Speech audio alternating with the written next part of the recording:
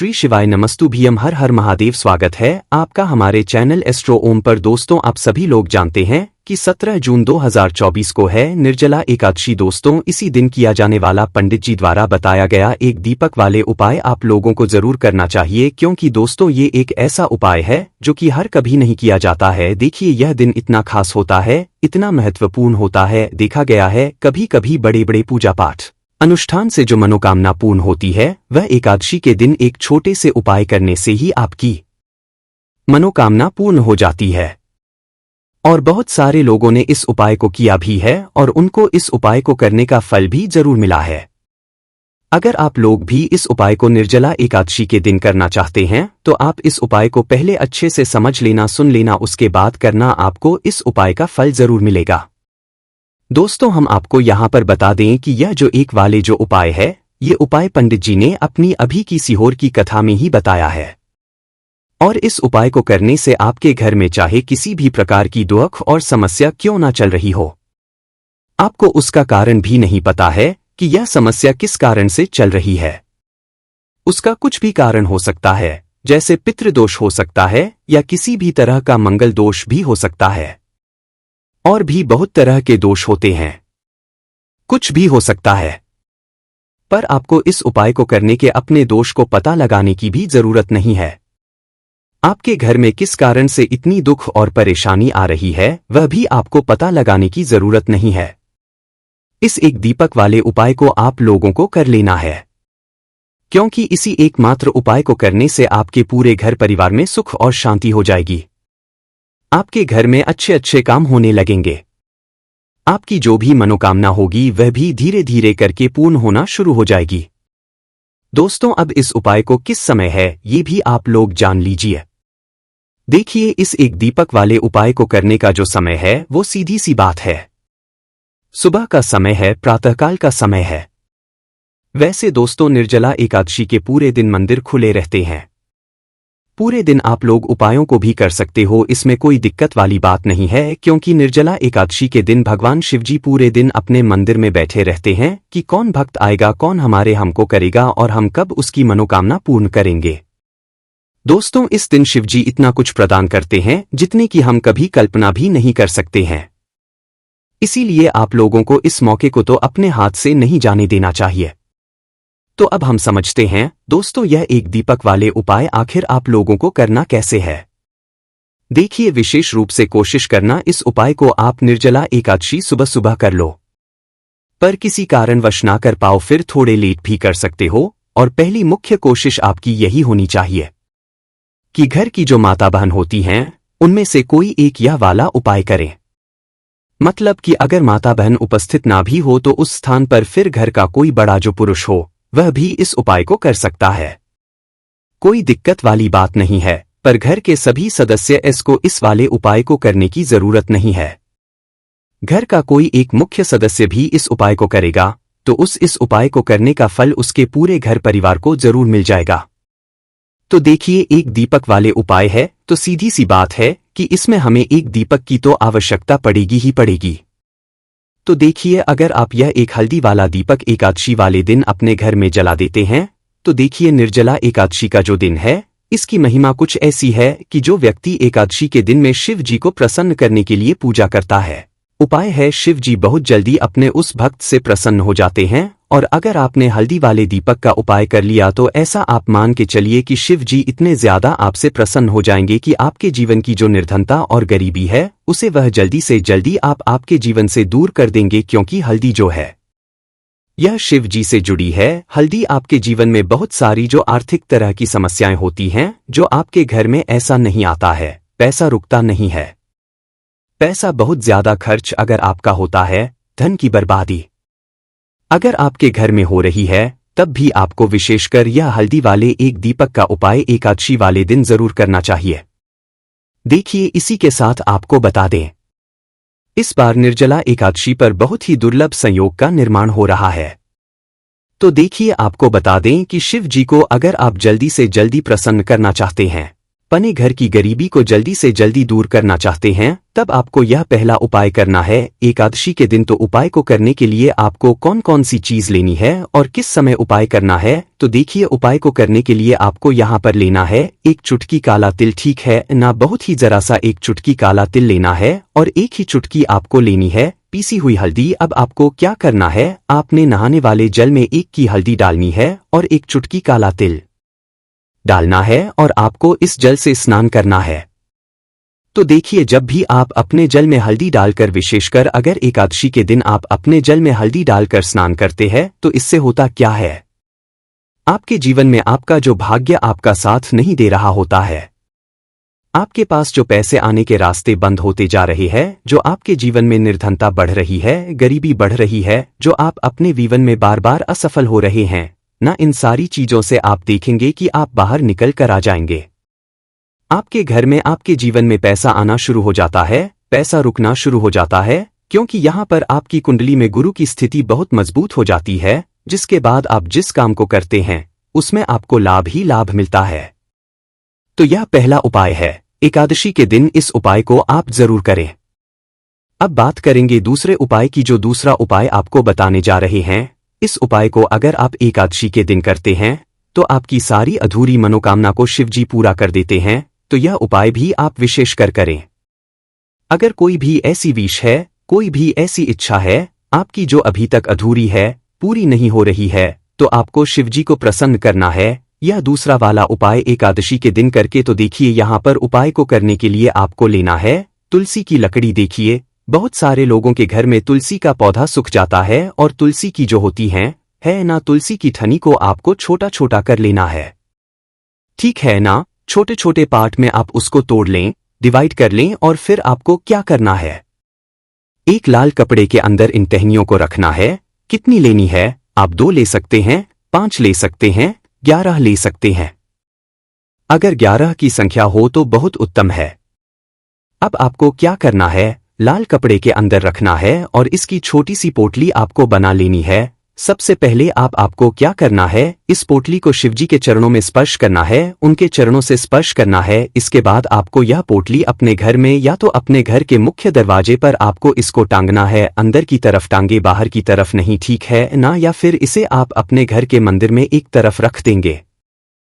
देखिए जब भी आप तुलसी की टनी जो होती है उन्हें अपने घर में कहीं पर भी रखते हैं और शिव जी से प्रार्थना करते हैं कि मेरी यह विश है, मेरी ये कामना है, बहुत लंबे समय से अधूरी है, मेरे जीवन में निर्धनता है, गरीबी है, मेरे घर में सुख समृद्धि नहीं है, मेरे घर में क्लेश है। तो जिस प्रकार की भी आपकी समस्या होती है, जो भी आपकी मनोकामना होती है, उसे शिव जी पूरा कर देते हैं और आपकी जीवन की निर्धनता और गरीबी तो कोसों आपके जीवन से दूर हो जाती है, जब भी आप तुलसी की लकड़ी का यह छोटा सा उपाय कर लेते हैं। एकादशी के दिन एक चीज आपको बिल्कुल रखनी है कि तुलसी का पौधा अगर आपके घर में सूख गया है, तब आपको एकादशी के दिन उसकी लकड़ियों को नहीं निकालना है, क्योंकि एकादशी के दिन तो तुलसी की पत्तियों को भी नहीं तोड़ा जाता है। ये चीज विशेषकर आपको ध्यान रखनी है, ठीक है ना। तो पहले से ही आप तुलसी के पौधे की अगर आपके पास टहनियां है तभी ये उपाय आप करें। दूसरी चीज की जिनके घर में तुलसी का पौधा हरा भरा है ना, बहुत सारे लोगों के पौधे सूख गए जाड़ों में, लेकिन बहुत सारे लोग बहुत अच्छे से रखते हैं और किसी किसी के में तुलसी का पौधा सूखता नहीं है। तो उन्हें क्या करना है, उन्हें तुलसी के 2 पत्ते लेने हैं, तुलसी के 2 पत्ते लेने हैं और आपको जब भी आप शिवजी को भोग लगाते हैं वैसे आप लगाते ही हैं हर बार अपने घर में तुलसी के पत्तों के साथ, लेकिन एकादशी के दिन विशेषकर आपको तुलसी के 2 पत्ते शिवजी को उनके भोग में अर्पित करने हैं। जो भी आप उन्हें भोग लगाते हैं, जिस चीज का भी, उसके साथ आपको तुलसी के 2 पत्ते जरूर शिवजी को अर्पित करने हैं।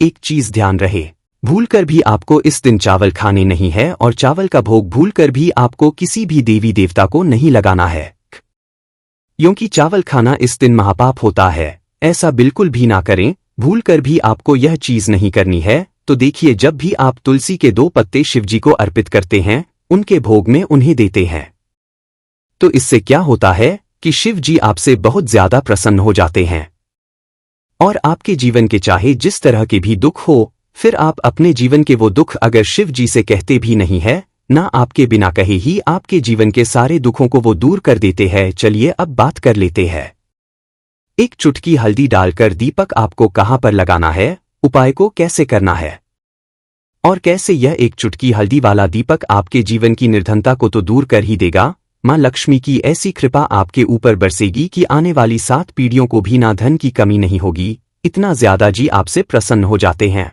इस एक उपाय को करके देखिए। पहली चीज आपको बता दें कि हल्दी जो है यह आपके जीवन में बहुत सारी अच्छी अच्छी चीजों को लेकर आती है, जैसे कि पैसे को बढ़ाने का काम करती है और आपके घर में धन आने के स्रोत अगर बंद हो गए हैं, धन आने का रास्ता अगर आपके घर में बंद होता जा रहा है, उसे खोल देती है। क्योंकि आपके घर की नेगेटिव एनर्जी है, नकारात्मक ऊर्जा है, बुरी शक्तियां हैं, इन सारी चीजों को हल्दी दूर कर देती है कि जहां पर हल्दी होती है वहां पर ये सारी चीजें रहती ही नहीं है। तीसरी चीज, हल्दी शिव जी से जुड़ी है, तो शिव जी आपसे तुरंत प्रसन्न हो जाते हैं। जब भी आप हल्दी का कोई उपाय करते हैं तो आपको पीसी हुई एक चुटकी हल्दी लेनी है और ये एक चुटकी पीसी हुई हल्दी आपको दीपक के अंदर डालनी है। शुद्ध देसी घी का दीपक आप तैयार करेंगे, गोल बाती लगाएंगे और फिर उसके अंदर एक चुटकी हल्दी आपको डालना है। अब देखिए ये हल्दी वाला दीपक आपको लगाना कहाँ पर। ये दीपक अगर आपके घर में तुलसी जी का पौधा हरा भरा है और तुलसी का पौधा है तब तो आप तुलसी जी के पौधे के पास लगाएंगे। बहुत सारे लोग हैं जिनके घर में अभी तुलसी का पौधा नहीं है, कुछ लोगों का सूख गया या किसी किसी के घर में होता नहीं है ना, तो वो लोग क्या करेंगे, मंदिर में भी आप लगा सकते हैं। अगर आपके घर के आसपास कहीं मंदिर है वहां भी आप लगा सकते हैं, वरना यह दीपक आपको अपने घर के मंदिर में लगाना है। तो देखिए जब भी आप हल्दी का शिव जी के सामने या तुलसी जी के पौधे के पास लगाएंगे तब आपको उनका एक मंत्र है, उस मंत्र को आपको 11 बार बोलना है। यह मंत्र सभी को आता ही है, अगर नहीं आता है तो आप इसे नोट कर ले। मंत्र इस प्रकार है, श्री ठीक है ना श्री शिवाय नमः। इस मंत्र का आपको 11 बार चयन करना है, 11 बार इसे बोलना है। अब देखिए जो लोग मंत्र याद नहीं रख पाएंगे या जिन्हें नहीं आता है, श्री हरि विष्णु का ऐसे ही स्मरण कर लेंगे, उनका ध्यान कर लेंगे और दीपक जला देंगे। बस इतना आपको करना है और कुछ भी नहीं करना है। यह उपाय आप करके देख लीजिए, आपके जीवन की जो निर्धनता है ना बहुत जल्दी आपके जीवन से दूर हो जाएगी। एक चीज और आपको ध्यान रखनी है कि जब भी आप दीपक तुलसी जी के पौधे के पास लगाएंगे आपको जमीन पर दीपक नहीं रखना है, थोड़ी सी फूल की पंखुड़ियां रख ले या फिर कोई प्लेट रख ले, ठीक है ना। चावल आपको नहीं रखना है एकादशी के दिन, क्योंकि वैसे तो आप चावल रख सकते हैं लेकिन एकादशी के दिन आपको चावल दीपक के नीचे नहीं रखना है। तो इस तरह से जब आप उपाय करते हैं, पूजा पाठ करते हैं, पूरी सच्ची श्रद्धा के साथ करते हैं, श्री हरि विष्णु के ऊपर विश्वास रख करते हैं, तो आपकी जितनी भी मनोकामनाएं होती है ना, जितनी भी निर्धनता होती है, उसे श्री हरि विष्णु दूर कर देते हैं और हमेशा आपके जीवन में आपके घर में मां लक्ष्मी वास हैं। अब जल्दी से बात कर लेते हैं तीसरे उपाय की। तो तीसरा उपाय जो आपको बताने जा रहे हैं, इस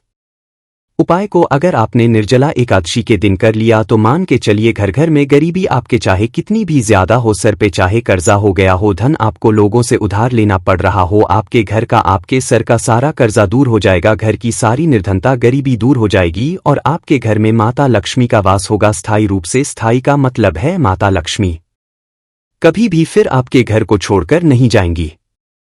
तो बहुत ही सरल उपाय है। आपको करना क्या है, आपको निर्जला एकादशी के दिन क्या करना है, आपको खीर बनानी है, ठीक है ना। निर्जला एकादशी के दिन खीर बनानी है और अगर आपके पास थोड़ा सा इलायची है तो आपको क्या करना है, वो इलायची खीर में डालनी है, उसके दाने खीर में डालने हैं। इससे क्या होगा, इलायची की जो खुशबू है वो अच्छे से समा जाएगी और माता लक्ष्मी को जितनी भी सुगंधित वस्तुएं होती है उन्हें वो सुगंधित वस्तुत्व बहुत ही प्रिय होती है। माता लक्ष्मी स्वयं चल करके उस घर में आती है। जो व्यक्ति सुगंधित कोई भी वस्तु का उपाय माता लक्ष्मी की पूजा में कर लेता है, तो जब यह खीर आप बनाएंगे, शाम के समय में अपने घर में पूजा करेंगे और माता लक्ष्मी को आपको यह इलायची वाली खीर अर्पित करनी है। यह उपाय इतना अचूक है, जो व्यक्ति इसको कर लेता है उसके घर की निर्धनता चाहे कितनी भी बड़ी क्यों ना हो, उसके घर में चाहे कितनी भी गरीबी क्यों ना हो, उस बड़ी से बड़ी निर्धनता को और गरीबी को भी दूर होने में समय नहीं लगता है, क्योंकि इतना ज्यादा अचूक उपाय है। यह इलायची वाली खीर का माता लक्ष्मी समझो तुरंत की तुरंत प्रसन्न हो जाती है। जो व्यक्ति निर्जला एकादशी के दिन इलायची वाली खीर माता लक्ष्मी को अर्पित कर देता है, तो अगर आपकी भी कोई ऐसी विषय मनोकामना है, धन से जुड़ी समस्याएं हैं, तो आप निर्जला एकादशी के दिन अपने घर मंदिर में माता लक्ष्मी को खीर का भोग जरूर लगाएं। तो आज की वीडियो में बस इतना ही, बहुत अच्छे से उपाय आपको समझाने का बताने का प्रयास किया है। अगर उसके बाद भी आपको कुछ पूछना हो तो आप कमेंट सेक्शन में पूछ सकते हैं। कमेंट सेक्शन में आपको लिखना है पूरी सच्ची श्रद्धा के साथ, जय माता लक्ष्मी। तो देखिए, जब आप जय माता लक्ष्मी लिखेंगे ना, तो आपकी जो दिल की आवाज है, जो आपकी प्रार्थना है, वो मां लक्ष्मी तक जरूर पहुंचेगी। लिखकर क्या पता माता लक्ष्मी आपकी एक पुकार को इस तरह से सुन ले कि आपके घर में वो आ जाए और कभी भी आपके घर में फिर निर्धनता ना रहे। तो चलिए अब जल्दी से बात कर लेते हैं अपने लास्ट उपाय की। कौन सा है वह लास्ट उपाय जो आपको पूर्णिमा के दिन जरूर ही करना चाहिए? देखिए, इस दिन पूर्णिमा के दिन स्नान और दान का बहुत ही ज्यादा महत्व होता है। तो आप अपनी आवश्यकता अनुसार इस दिन दान जरूर करें, क्योंकि माघ की जो पूर्णिमा होती है, इस दिन आप कुछ भी करते हैं उसका कई गुना लाभ आपको प्राप्त होता है। इस दिन किया गया जो दान होता है, यह सारे दानों में सबसे बड़ा दान और सबसे उत्तम दान माना जाता है। अब दान में आप अपनी आवश्यकता अनुसार कुछ भी दान कर सकते हैं। अनाज का दान कर सकते हैं, दानों का दान कर सकते हैं, और भी बहुत सारी चीजें होती हैं जो आप इस दिन अपनी आवश्यकता अनुसार दान कर सकते हैं। साथ ही साथ आपको ध्यान रहे कि आपको पूर्णिमा वैसे तो कभी भी ऐसा नहीं करना चाहिए, पूर्णिमा के दिन भी आपको कभी किसी व्यक्ति के ऊपर चिल्लाना नहीं चाहिए, गुस्सा नहीं करना चाहिए, और इस दिन आपको बिल्कुल शांत रहना चाहिए। जितना हो सके महादेव का नाम स्मरण करें, हर हर महादेव बोलते रहे। आपके जीवन में कभी संकट और कष्ट महादेव आने ही नहीं देंगे। बाकी दोस्तों, इस उपाय को करने में अगर आपको कोई भी दिक्कत समस्या आती है तो कमेंट करके पूछ सकते हैं। श्री शिवाय नमस्तुभ्यम, हर हर महादेव।